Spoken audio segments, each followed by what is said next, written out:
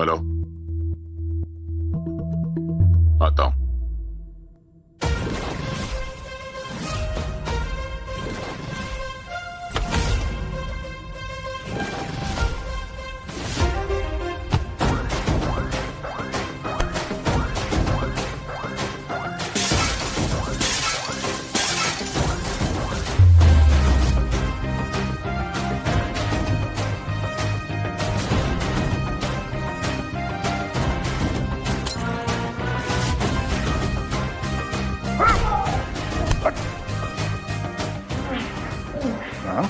Well done दया।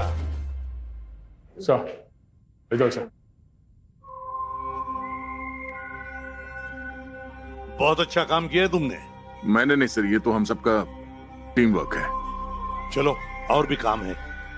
दया, complicated case आया है, उसको ताकत से नहीं दिल से सोचकर सॉल्व करना पड़ेगा। कैसा कैसा? लाजवंती मेरे कॉलेज की दोस्ती समझ लो, उसकी ये पोती अनिका है। ये बेचारी काफी मुसीबतों से घिरी पड़ी है, यहां तक कि उसके घर वाले भी उसके पीछे हाथ धोकर पड़े हैं। एक लड़की और इतनी सारी मुसीबतें, पर क्यों सर?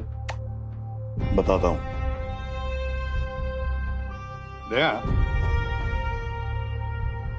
अनिका की मां एक छोटी सी फार्मास्यूटिकल कंपनी की मालकिन थी। अब पता नहीं उस कंपनी में ऐसे क्या है कि वहां के आमिर लोग, नेता लोग, अंडरवर्ल्ड भी उस कंपनी पर नजर रखे हुए हैं। ये तो छोड़ो, अनिका का बाप भी कंपनी हड़प करने के चक्कर में है। तब तो सर हमें इमीडिएटली एक्शन लेना होगा। एक्शन तो लेंगे ही दया, मगर तरीका बदलना पड़ेगा। पहले अनिका की स्टोरी जाननी होगी। तो सर, ये अनिका की स्टोरी शुरू कहां से होती है? मेरा मतलब है, इस कहानी का पहला सिरा कहां मिलेगा? मनाली।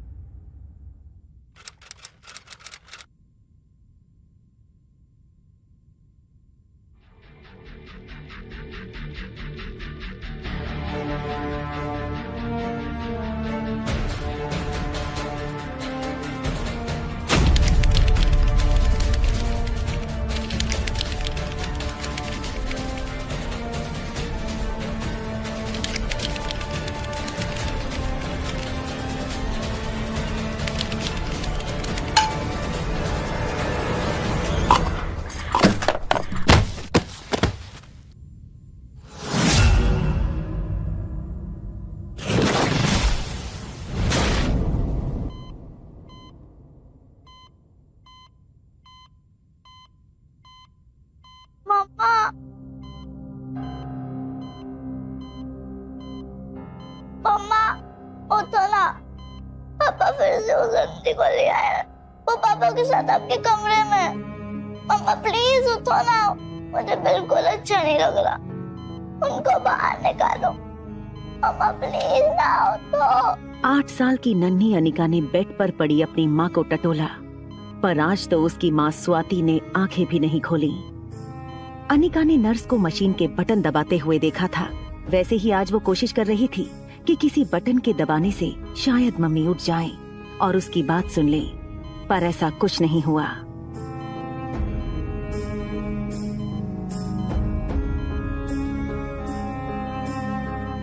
तभी अनिका की नानी रूम में आई। उसे रोता देख अपने पास खींच लिया। बेटा, नहीं बेटा, रोते नहीं। इधर आओ। क्यों रो रहा है मेरा बच्चा? रोते नहीं। चलो रूम में चलते हैं। चलो, नानी स्टोरी सुनाती है, अच्छी वाली। चले, रोते नहीं बेटा, रोते नहीं। नानी ने अपने हाथों से अनिका के कान बंद कर दिए, पर अब अनिका के सब्र का बांध टूट चुका था। नहीं जाना, नहीं जाना वहां, नहीं अनिका, नहीं।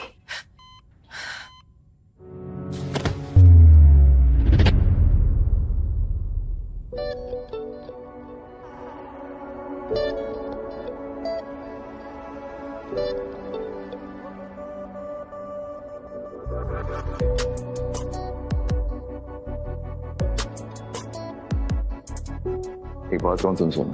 बोलो ना। जब भी उनसे मिलो ना, ये ड्रेस पहन के आया करोगे। बहुत सेक्सी लगती हो ड्रेस में। मगर मुझे ना तुमसे एक शिकायत है। मुझसे शिकायत नहीं? क्या? ये कि तुम मुझे टाइम नहीं देते। वो जल्दी से दौड़कर ऊपर वाले कमरे में पहुंची, पर वहां का नजारा देख उसके होश उड़ गए।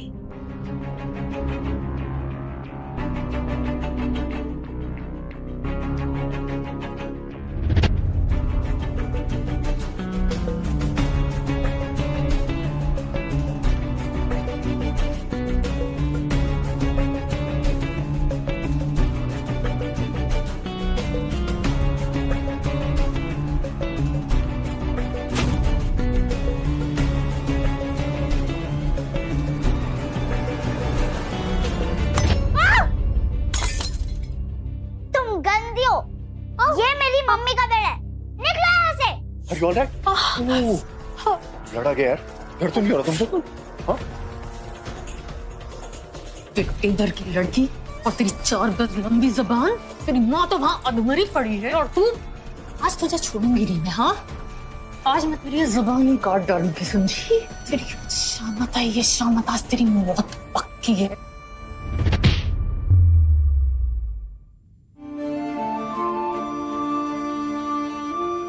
पापा, वो उसकी माँ ने उसको बिगाड़ दिया है, मैं क्या करूँ? वो माँ ने बिगाड़ दिया है ना? तो I'm मैं sorry. नहीं, I'm sorry. मैं इसे I'm sorry.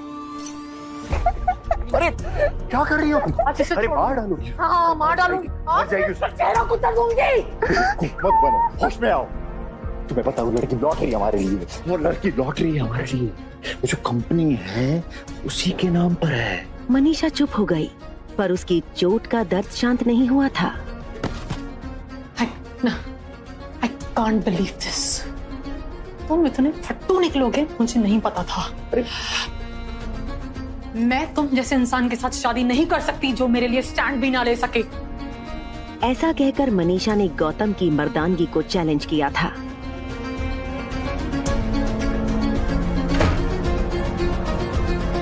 गौतम गुस्से से अनिका की ओर बढ़ा।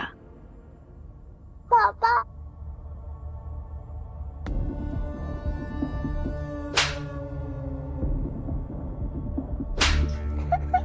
क्या करे गौतम? छोड़ इसको। क्या करे गौतम? बापू या जल्लाद कोई ऐसे मारते अपनी औलाद को?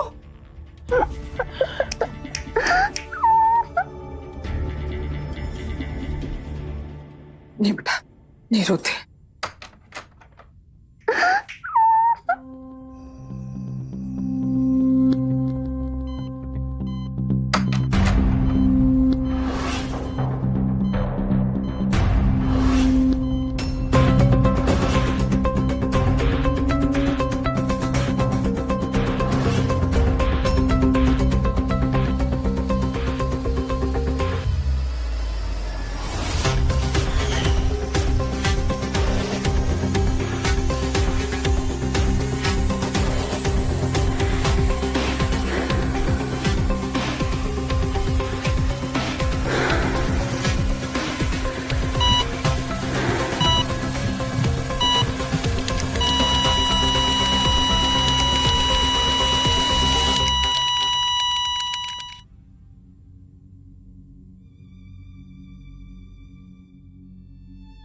अनिका के पास अपनी बात कहने के लिए कोई नहीं था। उसने अपनी डॉल को गले लगाया, पर अचानक से उसके रूम का दरवाजा खुला और उसने देखा तो पापा बाहर खड़े थे। अनिका को लगा कि पापा उसे मनाकर बाहर ले जाएंगे और आइसक्रीम खिलाएंगे। पापा, तुम्हारी माँ मर चुकी है।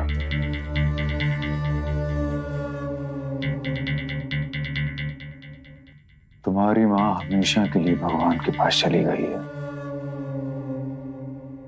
अब कभी लौट के नहीं आएगी। और मैं तुम्हारा पापा, जो आज आंटी आई थी ना घर पे, उनसे शादी करने वाला हूं। मनीषा नाम है उनका। कल मनीषा और उनकी बेटी हमारे घर पर आएंगे हमारे साथ रहने के लिए, और तुमको उनकी हर बात माननी है।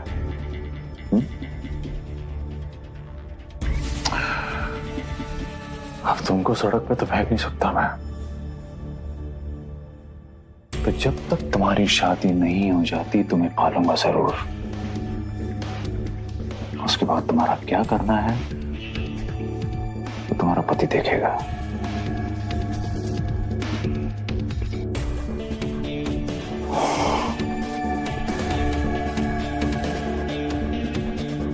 ये पहन लेना।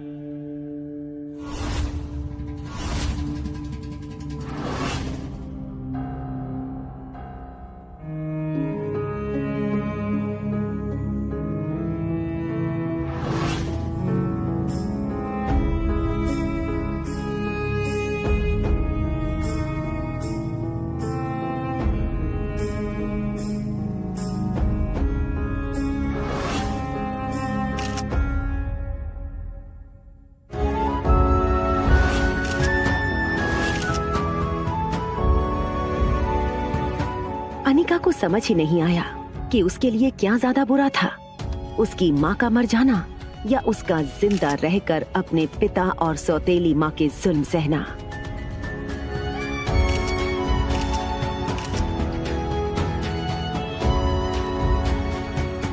अनिका,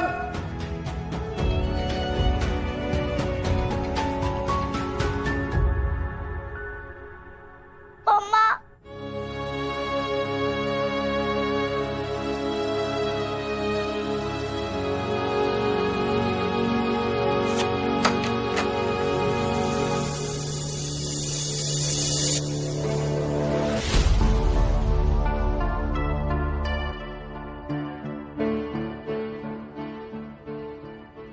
मेरी मम्मा ने कहा है कि अनिका के कमरे से मुझे जो पसंद आए वो ले लो।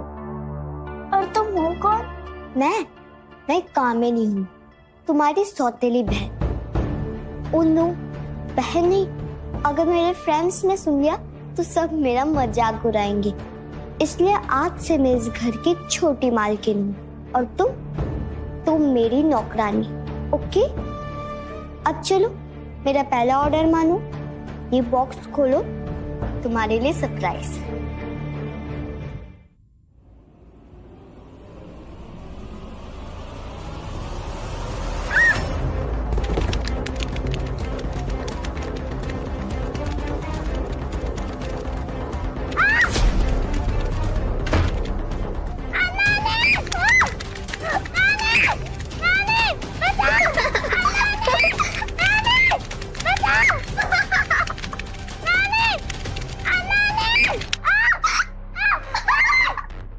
अनिका, तू ठीक है बेटा? तभी कामिनी ने देखा कि अनिका की नानी इसी तरफ आ रही है और वो जल्दी से भाग गई। अनिका, नानी ने दरवाजा खोला तो अनिका एक कोने में बैठी थी और 4 बिच्छू उसे घेरे हुए थे। अनिका, क्या? अनिका,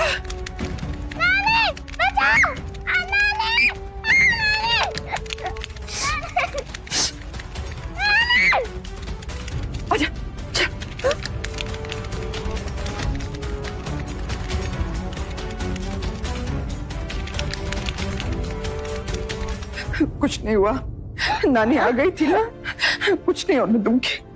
अब बैठ जा बेटा, कुछ नहीं हुआ बेटा, कुछ नहीं हुआ। ओ, भगा दिया मैंने सब बिच्छू को, है ना? मामी, ये घर अब अच्छा नहीं है, यहाँ पे गंदे लोग रहते हैं। मैं अभी मम्मी के पास चली जाऊँ तो अच्छा रहेगा ना? नहीं, ऐसे नहीं बोलते बेटा, गंदी बात, गंदी बात। तेरे को पता है, तू जब बड़ी होगी ना तो तू इतनी स्ट्रांग हो जाएगी कि ये कामिनी तो क्या, बिच्छू भी तेरा कुछ नहीं बिगाड़ पाएगा। मेरा स्ट्रांग बच्चा।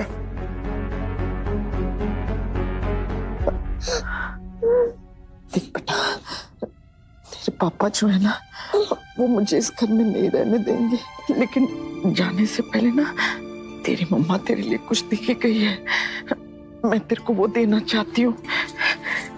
ये सिर्फ तेरे लिए बेटा। नहीं नानी, आप मुझे छोड़कर मत जाओ। नहीं बेटा, मैं तुझे छोड़कर नहीं जाना चाहती। हमारे पास ना ज्यादा टाइम नहीं है बेटा।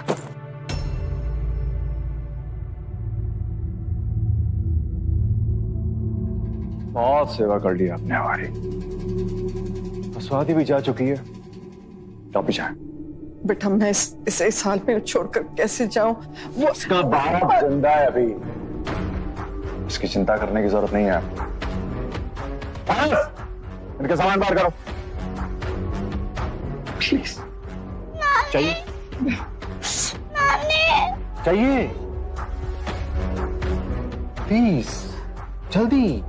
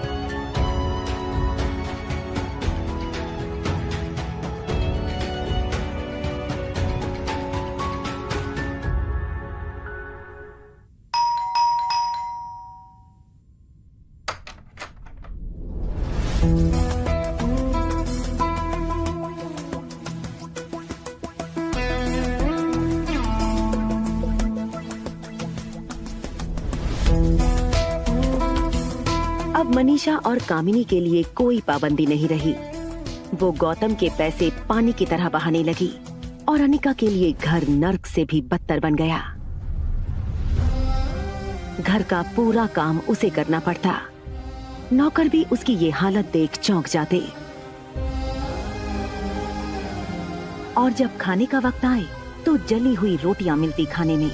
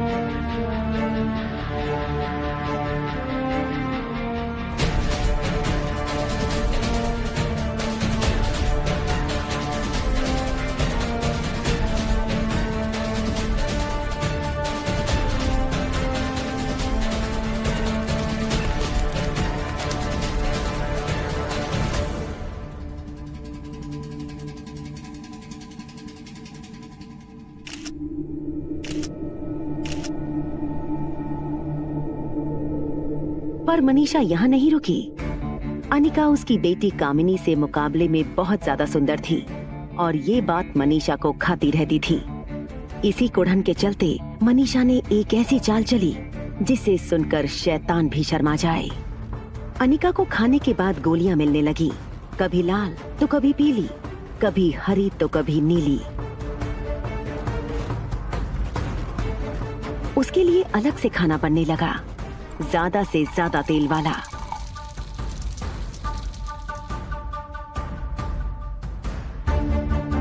अनिका को खाना खाते ही पेट में दर्द उठता, पर अगर एक शब्द भी मुंह से निकला तो मार मार कर उसका गाल लाल कर दिया जाता।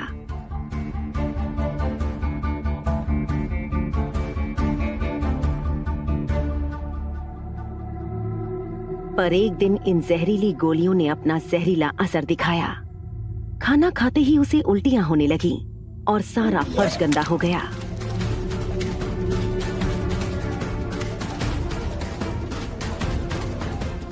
मनीषा ये देखे उससे पहले नौकर साफ करने लगे,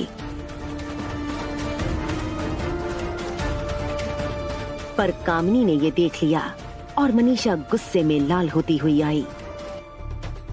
पारस रुको, क्या किया ये? अरे मनोज लड़की, सारा घर गंदा करके तूने मेरा। अब क्या इस महारानी के लिए होटल से खाना मंगवाना पड़ेगा? रुक जा, तुझे आज बताती हूँ।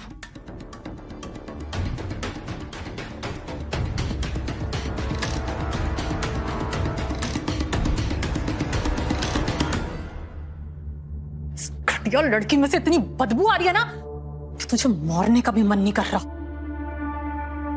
मम्मा, इसे नहीं छू सकती, लेकिन इसकी डॉल को तो सजा दे सकते हैं ना?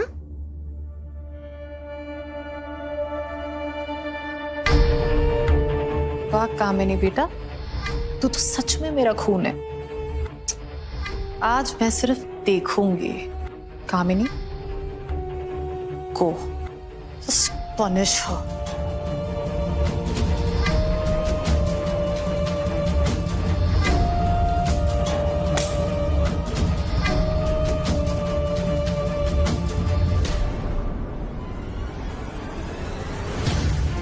अनिका ने कई रात अपनी डॉल को गले लगाकर निकाली थी। इसी डॉल को गले लगाकर वो रोती रहती थी। उसे लगा जैसे उसकी दोस्त को किसी ने छीन लिया हो। कामिनी, अगर तुमने मेरी डॉल को कुछ भी किया तो मैं पापा को तुम्हारी कंप्लेन कर दूंगी। क्या कर दे?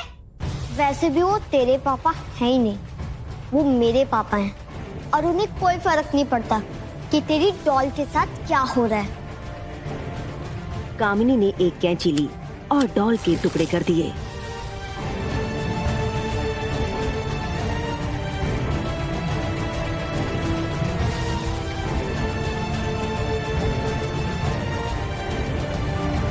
अनिका का इकलौता फ्रेंड भी उसने छीन लिया।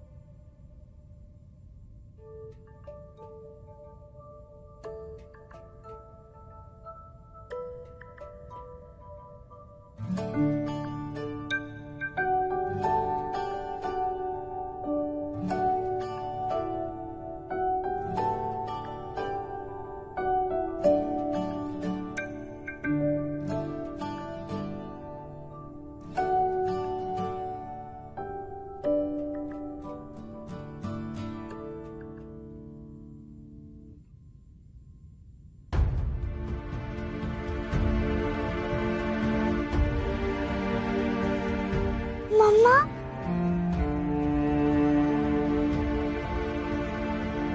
मम्मा, मुझे भी आपके साथ जाना है। मेरी बच्ची, अभी तुम्हें इसी दुनिया में रहकर अपना घर बसाना है। पापा का घर अच्छा नहीं है, मन करता है भाग जाऊं। नहीं बेटा, इधर आओ, बैठो इधर।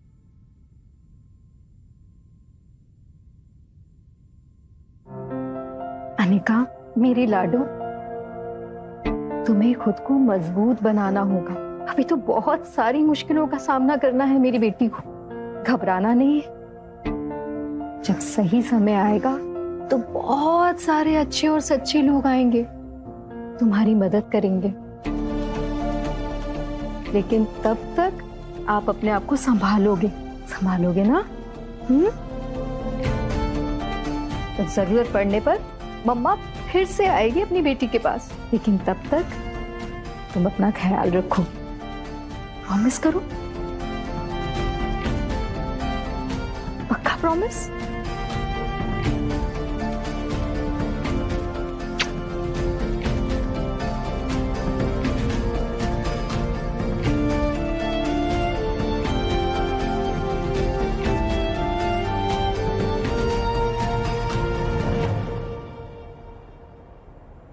सुबह हो गई थी।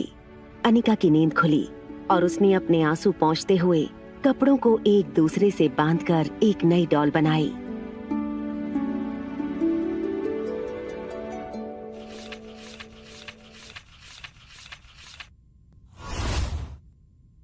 इन बीते 10 सालों में अनिका ने खुशियों का तहे दिल से इंतजार किया था और आज फाइनली वो बहुत खुश थी। उसकी शादी शहर की सबसे बड़ी बिजनेस फैमिली के इकलौते वारिस कुणाल डोगरा से होने वाली थी।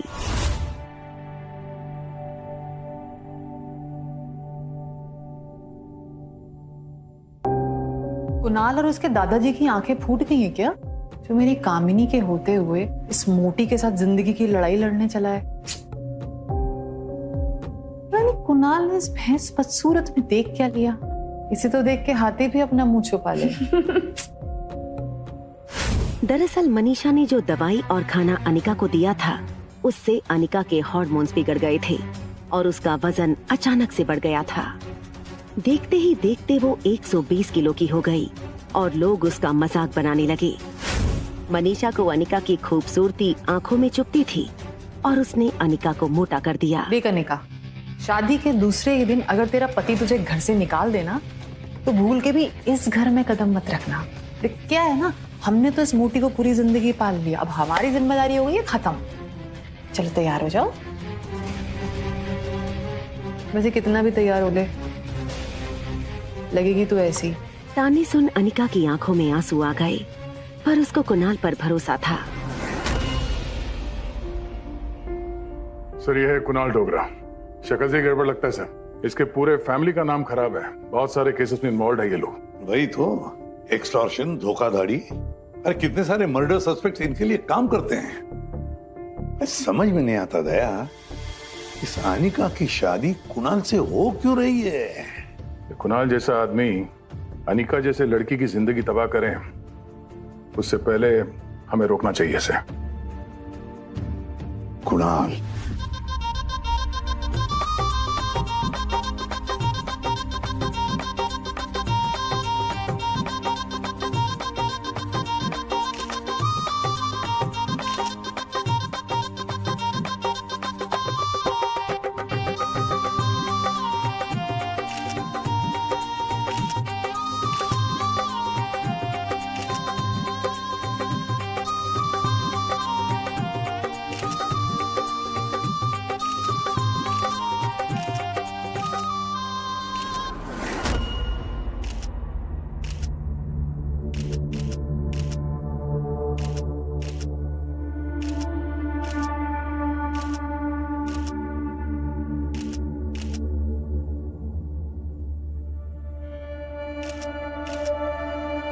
अनिका की सारी प्रॉब्लम्स आज खत्म होने वाली थी।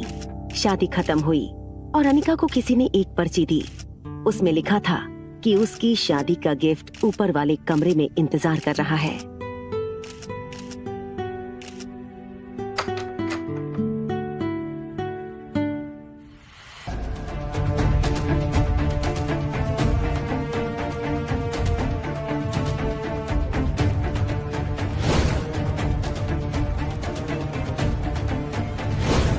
कुणाल, जिसने अभी उसके साथ शादी की थी, वो बेड पर बिना कपड़ों के पड़ा था और उसकी बाहों में एक लड़की थी। इतना बड़ा धोखा, आखिर क्यों? तभी वो लड़की अनिका की तरफ मुड़ी। वो और कोई नहीं, उसकी ही सौतेली बहन कामिनी थी।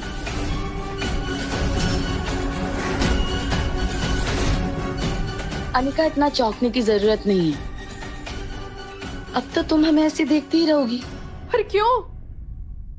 मेरे साथ ही ऐसा क्यों? पूरी दुनिया में तुम्हें सिर्फ मेरा ही पति मिला था। पति? अनिका, अनिका, कौन सी दुनिया में रह रही हो तुम? दिमाग खराब तो नहीं हो गया है तुम्हारा? कुणाल तुमसे प्यार नहीं करता।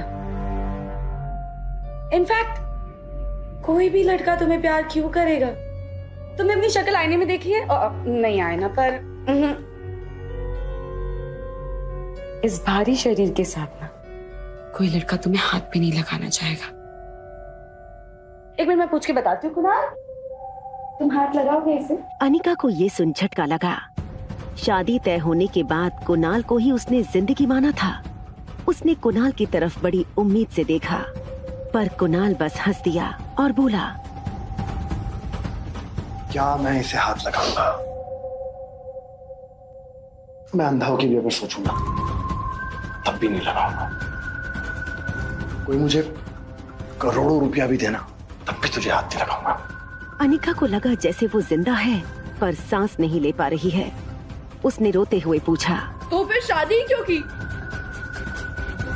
और तुम्हें क्या मिल जाएगा मुझे ऐसे जेल में कैद करके? हाँ, तुम्हें परेशान करने के लिए ना मुझे किसी रीजन की जरूरत नहीं है।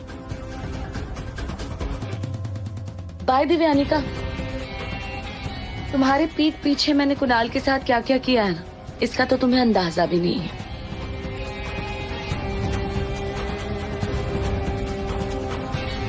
तुम सुनोगी ना तो पागल ही हो जाओगी। और तुम्हें क्या लगा था कि शहर के सबसे बड़े बिजनेसमैन का वारिस तुम्हारे गले में मंगलसूत्र डालेगा और तुम्हारी लाइफ सेट हो जाएगी?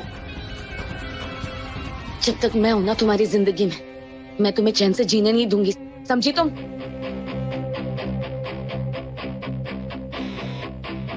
सुनो अनिका, ऐसा है कि तुमको मैंने तस्वीर देखते ही रिजेक्ट कर दिया था। शादी करने का मेरा मन नहीं था। अब पहाड़ के नीचे दब के मरने से तो अच्छा था कि मैं आत्महत्या कर लेता, हैं? स्वर्ग सुधार लेता। तुम भी खुश, हम भी खुश। दादाजी, पता नहीं क्या देख लिया तुम में उन्होंने। जिद बांध बैठे, इससे शादी नहीं करेगा तो जायदाद नहीं दूंगा। अगर ये धमकी नहीं मिलती ना मुझे कि जायदाद से बेदखल कर दूंगा, मैं कसम से शादी नहीं करता। लेकिन सच में हमें नहीं। सुनो, तुम थोड़े ज्यादा कपड़े पहन के नीचे आ जाओ। दादाजी ने अगर तुमको ऐसे देख लिया ना, बड़ी दिक्कत हो जाएगी।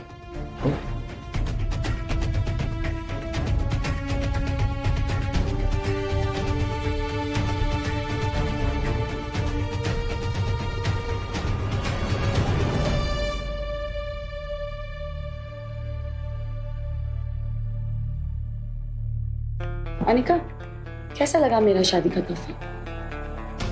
शादी तुम्हारी और सुहाग रात मेरी। बाय द वे, ये प्लीज हुक लगा देना ना। अनिका प्लीज। नहीं, कोई बात, मैं कुणाल से करवा लूंगी। अनिका की बर्दाश्त खत्म हो चुकी थी। उसके पेट में जोर से दर्द हुआ। वो वहीं पेट पकड़कर कुर्सी पर बैठ गई। तभी अचानक उसकी नानी अंदर आई। अनिका, अच्छा वो तो मुझे मिल गई बेटा। ये तेरी चिट्ठी, तेरी अमानत मैं कितने सालों से लेकर घूम रही हूँ। तो तू ये चिट्ठी ले और मुझे इस जिम्मेदारी से आजाद कर बेटा। क्या हुआ? तू ठीक है बेटा? इधर अनिका की आंखों के सामने अंधेरा छा गया।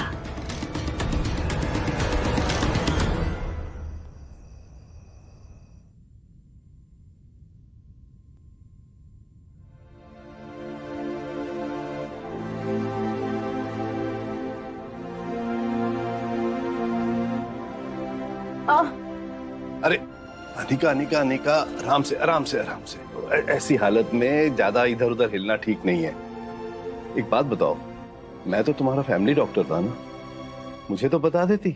डॉक्टर की बात अनिका को समझ नहीं आई। क्या हुआ है मुझे डॉक्टर? क्या हुआ है तुम्हें? मजाक अच्छा कर लेती हो। वैसे शादी के साथ में ऐसी खुशखबरी बहुत कम लोगों को नसीब होती है। मैं समझी नहीं, पेट में दर्द होने से कैसी खुशखबरी? अनिका, तुम मां बनने वाली हो। You are pregnant.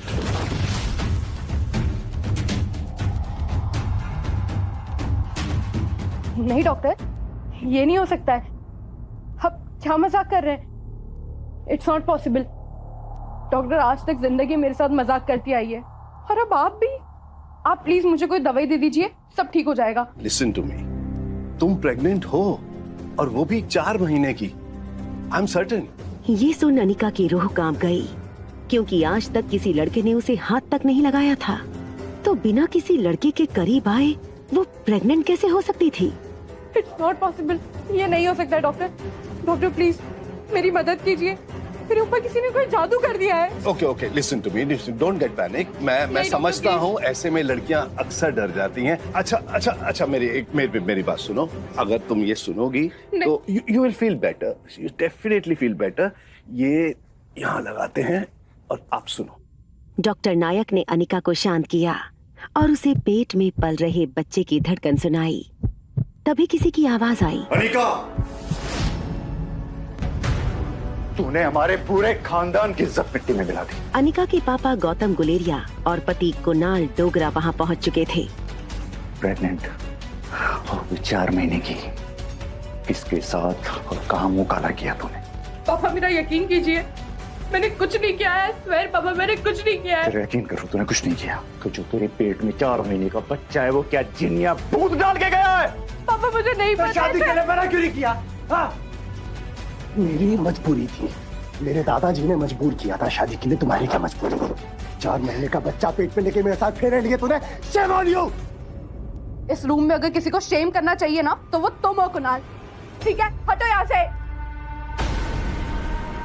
इतनी हिम्मत हो गई, तेरी जबान इतनी खुल गई।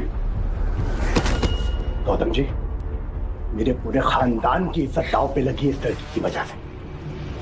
तो अब जरा बताएं कि करना क्या है? करना क्या है? इसके पेट में जो नाजायज बच्चा है उसे मारना है, और क्या करना है। ये सुन अनिका बेहद डर गई थी। गौतम जी नहीं। पीछे बीच में नहीं, इज्जत का सवाल है। पीछे। पापा नहीं। पापा, कुणाल छोड़ो मुझे। पापा।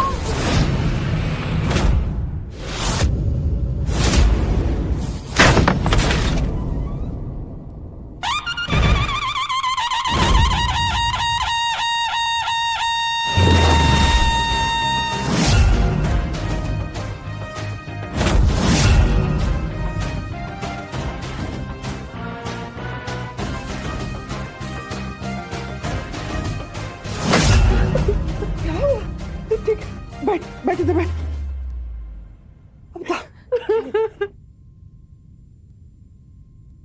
अनिका, डरना मत बेटा, अब तुम्हें कोई कुछ नहीं करेगा। आज से तुम मुक्त हो चुकी हो इस हैवान गौतम के बंधन से।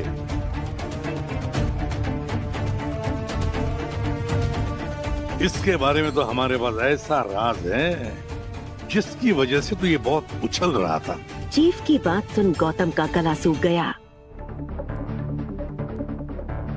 अनिका, तुम्हें एक ऐसी बात बताने जा रहा हूं जिससे शायद तुम्हें सदमा पहुंच सकता है। तुम्हारी मां इस गौतम के बारे में ऐसा सच जानती थी कि अगर वो समाज के सामने ले आती तो ये किसी को भी मुंह दिखाने के लायक नहीं रहता, और शायद उसी वजह से उसकी जान चली गई। तुम जो कोई भी हो, हमारे मामले में दखल मत दो। मेरे रहते मेरे बॉस के ऊपर कोई हाथ लगाए और उसके शरीर से उसका हाथ जुड़ा हुआ हो, ऐसा हो नहीं सकता। आइंदा ये गलती करेगा ना, ये हाथ तोड़ के दूसरे हाथ में दे दूंगा, समझा? हाथ छोड़, हाथ छोड़, हाथ छोड़।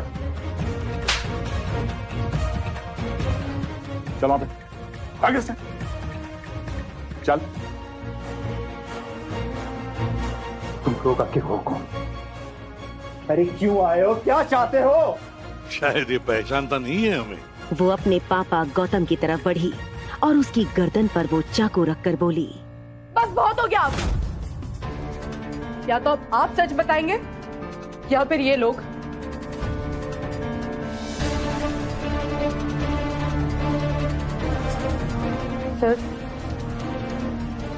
आपको जो कुछ भी मेरी माँ के बारे में पता है प्लीज मुझे बता दीजिए।